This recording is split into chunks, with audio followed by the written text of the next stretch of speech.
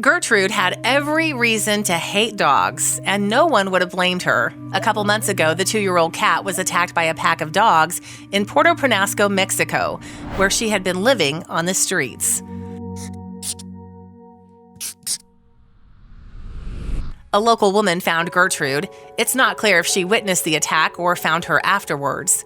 The woman rushed Gertrude to a veterinary clinic run by Compassion Without Borders, CWOB, an organization that rescues street dogs in Mexico, to see if they could help her.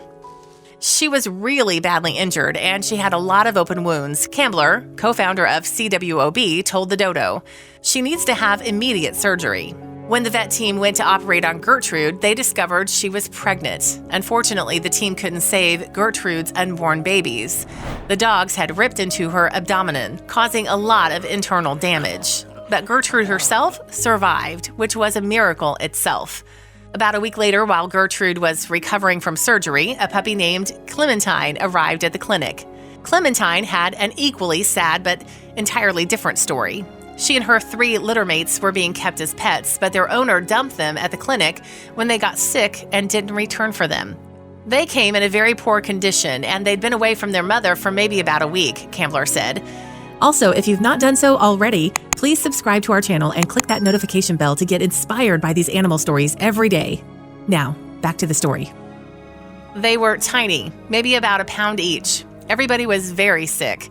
The clinic staff did their best, but Clementine was the only puppy who survived.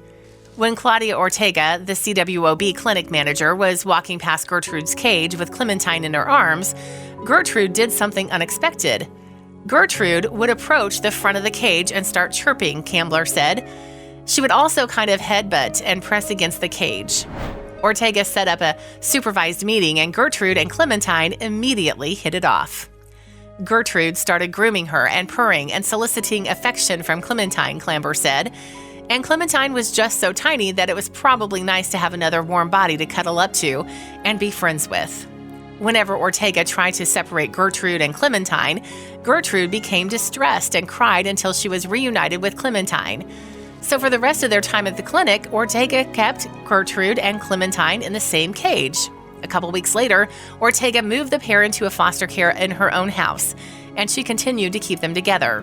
Gertrude happily took on a motherly role, with Clementine grooming her and cuddling her.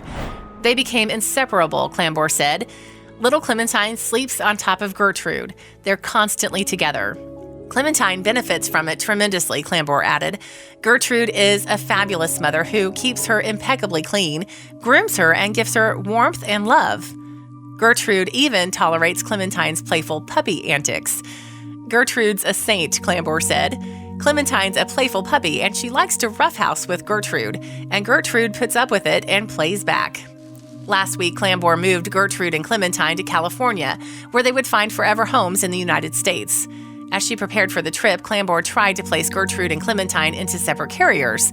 I thought it would be hard for a cat to travel that long in a smaller carrier with a puppy, Clamber said. But Gertrude cried and cried, so Clamber ended up keeping them together. I think the whole thing is surprising, Clamber said. Even if she, Gertrude, hadn't been attacked by dogs, I personally, in all my years of rescue, haven't seen that kind of interspecies connection before. Now that they're in California, the pair is in foster care, together, of course, and Clamber hopes they'll always remain that way. We are trying to get them adopted out together, which we know is a very special request, Clamber said.